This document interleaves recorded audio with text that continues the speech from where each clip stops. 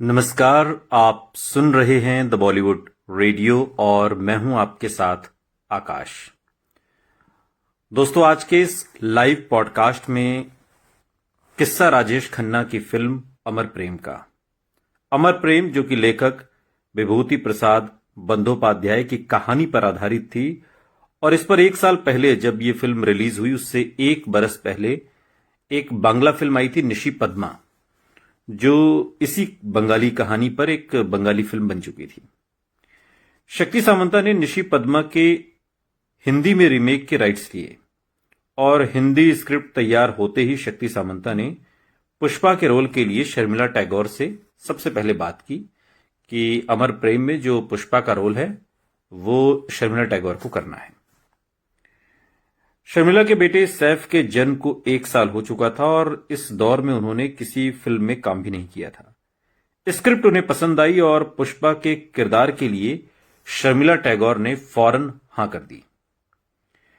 वापसी के लिए ये एक गंभीर रोल बेहतरीन था।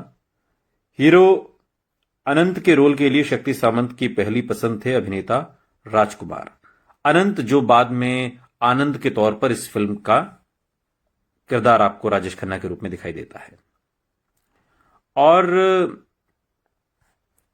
इसके बाद जब राजकुमार को फिल्म बताई गई तो कहानी सुनाई गई तो उन्हें स्क्रिप्ट कुछ खास पसंद नहीं आई और इसका नतीजा यह हुआ कि फिर चूंकि उन्हें लगता था कि ये एक महिला प्रधान फिल्म है, इसमें जो कहानी है वो महिला पर केंद्रित है, तो मैं इसमें करूंगा क्या।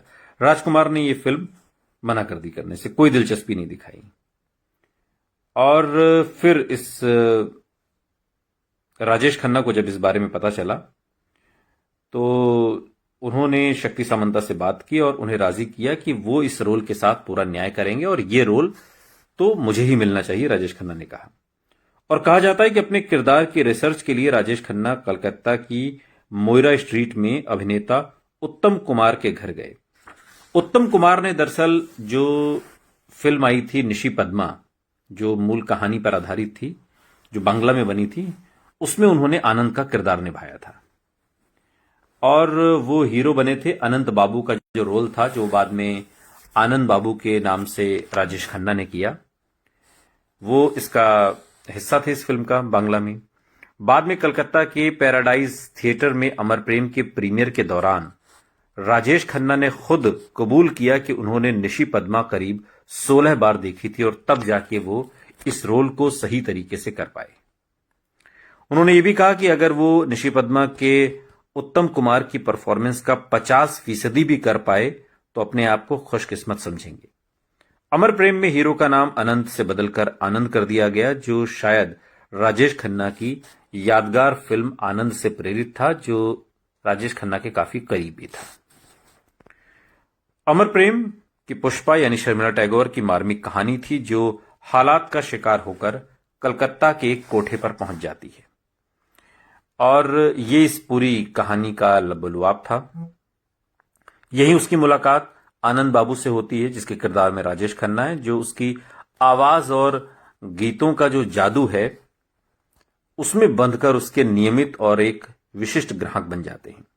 और आखिर में आनंद पुष्पा को हालात से हार माने बिना जीने में मदद करते हैं। फिल्म में आनंद और पुष्पा के बीच पहली मुलाकात के दौरान आनंद बड़ी अदा से पुष्पा से गाने के लिए प्यार भरी फरियाद करता है और डायलॉग है कि आप रुक क्यों गई, गाइए ना। ये राजेश खन्ना पर डायलॉग फिल्माया गया है और उस सीन को याद करते हुए शर्मिला टैगोर ने कहा कि उन्होंने वो डायलॉग इतने गहरे जज्बात और संवेदना से बोला था कि मैं तो सच में मंत्रमुग्ध हो गई थी, बिल्कुल मंत्रमुग्ध हो गई सुनकर। और आखिरी सीन में जब पुष्पा कहकर वो अलविदा करते हैं तो उन्होंने अपनी मुस्कान और आंसुओं को जिस खूबी से मिलाया, वैसा उस दौर में शायद ही कोई अभिनेता कर सकता, जो राजेश खन्ना ने अमर प्रेम में कर दिखाया। अपने अकेलेपन और गहरी उदासी को छिपाते हुए आनंद पुष्पा से आंसू पोंछने के लिए जब कहता है पुष्पा आई हेट टीयर्स, तो थिएटर में बैठा हर आमो खास इस फिल्म से, इस किरदार से खुद को जोड़ लेता है। और कहने को तो ये एक बेहद आम डायलॉग था, लेकिन जिस खास अदा से राजेश खन्ना ने डायलॉग बोला, ये उनके करियर की सबसे मशहूर लाइन बन गई, जिसे आज भी उनकी मिमिक्री करने के दौरान जो मिमिक्री आर्टिस्ट होते हैं वो अक्सर इस लाइन को दोहराते हैं। राजेश खन्ना के दीवाने फैंस के चलते दिन के समय आउटडोर करना नामुमकिन होता जा रहा था। शक्ति सामंता ने चिंगारी कोई भड़के गीत की शूटिंग के वक्त के अपने बुरे अनुभव को बयां करते हुए कहा कि हमारी बुरी किस्मत थी, समझ लीजिए, और बुरी किस्मत थी कि राजेश खन्ना के कलकत्ता जाकर शूटिंग करने की खबर लीक हो गई और कलकत्ता के एयरपोर्ट पर मैंने उनके फैंस का सैलाब देखा तो मेरा दिल बैठ गया। इस भीड़ से निपटते हुए किसी तरह हम होटल पहुंचे और मगर होटल के बाहर भी बड़ी तादाद में लोग राजेश खन्ना को देखने के लिए वहां पर जमा हुए थे। मुझे अंदाजा हो गया था कि लोग शूटिंग पर भी इसी तरीके से पहुंचेंगे और ये सोचते ही मैं कांप उठा। शक्ति सामंता याद करते हुए एक इंटरव्यू में बात के दिनों में कहते हैं। और फिर मैंने फौरन शूटिंग कैंसिल करने का फैसला किया। हम बंबई वापस आए और यहां महबूब स्टूडियो में हमने हावड़ा ब्रिज का सेट लगाया और फिर चिंगारी कोई भड़के जो गाना है वो शूट किया गया। आनंद बख्शी के लिखे अमर प्रेम के गीत काव्यात्मक थे, जिन्हें आर.डी. बर्मन ने बड़ी खूबसूरती से धुनों में तराशा और बेहतरीन गीत तैयार किया। इसे हिंदी सिनेमा की बेहतरीन एल्बम्स में से एक माना जाता है। चिंगारी कोई भड़के, रहना बीती जाए, या कुछ तो लोग कहेंगे, या फिर ये क्या हुआ, ये ऐसे उत्कृष्ट गीतों में आर.डी. बर्मन अपने चरम पर थे उन दिनों। और ये जो जोड़ी थी आर.डी. बर्मन, राजेश खन्ना, किशोर कुमार, ये भी सुपर डुपर हिट थी। अमर प्रेम के संगीत को लेकर मैं सबसे ज्यादा प्रेरित था। ये मेरे लिए बड़ी चुनौती थी। फिल्म पहले बंगाली में हिट हो चुकी थी और हिंदी में मुझे उसको और बेहतर करना था। मैंने ये कमाल कर दिखाया, लेकिन इस कमाल के पीछे कई वजह थीं। उन दिनों राजेश खन्ना किसी करिश्मे से कम नहीं थे। वो उन गीतों को गाते हुए बेहद खूबसूरत लगे थे और मगर अमिताभ बच्चन ने उस समय ये गीत गाए होते तो उनकी उतनी तारीफ नहीं हुई होती।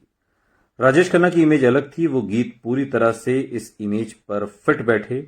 सारे गीत सुपरहिट थे और आज मेरे पसंदीदा हैं। आर.डी. बर्मन ने बाद के दिनों में एक इंटरव्यू के दौरान इन बातों को याद करते हुए कहा था। अमर प्रेम की बड़ी सफलता ने बंगाल के दर्शकों के बीच भी राजेश खन्ना की कामयाबी के तिलिस्म को मजबूत कर दिया।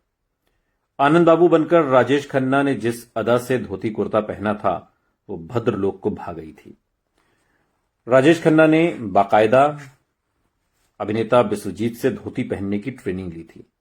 राजनेता बने अमर सिंह, जो अब इस दुनिया में नहीं है, वो उन दिनों कलकत्ता में रहते थे और एक इंटरव्यू में बाद के दिनों में उस दौर को याद करते हुए कहते हैं कि मैंने फैंस में ऐसा जुनून कभी नहीं देखा जैसा उन दिनों हुआ करता था। मैं कलकत्ता में था और मुझे उन थिएटर्स के नाम आज तक याद हैं जिसमें मैंने राजेश खन्ना की फिल्में देखी थी। मैजेस्टिक में सच्चा झूठा, ओरिएंट में दो रास्ते, मूनलाइट में दुश्मन और रॉक्सी में इत्तेफाक। हर जगह सिर्फ और सिर्फ राजेश खन्ना की फिल्में चला करती थी।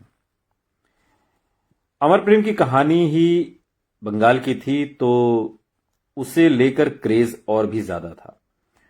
अमर सिंह इस इंटरव्यू में कहते हैं कि मैं बहुत बढ़ा चढ़ाकर नहीं कह रहा हूं, लेकिन यह बिल्कुल सच है कि राजेश खन्ना की फिल्में उस दौर में सुपर डुपर हिट थीं और लड़कियां उस फिल्मों को देखने के लिए ब्यूटी पार्लर तक जाती थीं। गोया वो फिल्म देखने न जा रही हूं बल्कि राजेश खन्ना के साथ डेट पर जा रही हूं, इस तरीके से लगता था। आज के दौर में ऐसी कल्पना करना मुश्किल है कि आनंद या अमर प्रेम जैसी कोई फिल्म मास हिस्टीरिया पैदा कर सकती है, लेकिन ये था। हालांकि उसकी ज्यादातर फिल्मों में उस दौर के समाज की चिंता होती थी, बात होती थी, लेकिन उनका अभिनय बहुत निजी लगता था। ऐसा लगता था जैसे वो सब कुछ हमारे लिए ही कर रहे हैं और जैसे जैसे वो दर्शकों से सीधे बात कर रहे हो ऐसा भी लगता था। लेखक संतोष देसाई एक इंटरव्यू में कहते हैं कि शायद महिलाओं के बीच उनके क्रेज की वजह उनकी यही खूबी थी कि वो एक इंसान के तौर पर सीधे उनसे बात करते थे। वो महिलाओं को उस एक तरीके से आदर्श परिदृश्य का एहसास कराते, जिसे सामाजिक मनोवैज्ञानिक Sudhir Kakkar two person universe का नाम देते हैं। इस तरीके का क्रेज राजेश खन्ना का उन दिनों था, यानी वो दुनिया जो एक पुरुष और महिला के बीच मौजूद रहती है। राजेश खन्ना के रूमानी अंदाज में ऐसी तवज्जो थी जैसे आज अपनी प्रेमिका की परवाह है, और ये भाव जो उसे छुए बिना अपनी आंखों से जाहिर कर देते थे। वो एक तरह से मर्दानगी के सॉफ्ट शायराना पहलू के प्रतिनिधि थे। उनकी फिल्में इस मायने में ज्यादा परिपक्व थीं कि वो जिंदगी और मौत, प्यार में खोना पाना, उम्मीद और पछतावा जैसे कई अहम मुद्दों से बड़े शायराना और दार्शनिक अंदाज में पेश आते थे, और ये बात लोगों को बहुत पसंद आती थी। अमर प्रेम राजेश खन्ना की पसंदीदा फिल्म रही। हालांकि उनके सबसे चहेते निर्देशक ऋषिकेश मुखर्जी रहे, लेकिन फिर भी शक्ति सामंता ने राजेश खन्ना को सुपरस्टार बनाया। आपको राजेश खन्ना की कौन सी फिल्म सबसे ज्यादा पसंद आती है? कमेंट बॉक्स में हमें जरूर बताइएगा। सुनते रहिए द बॉलीवुड रेडियो, सुनता है सारा इंडिया।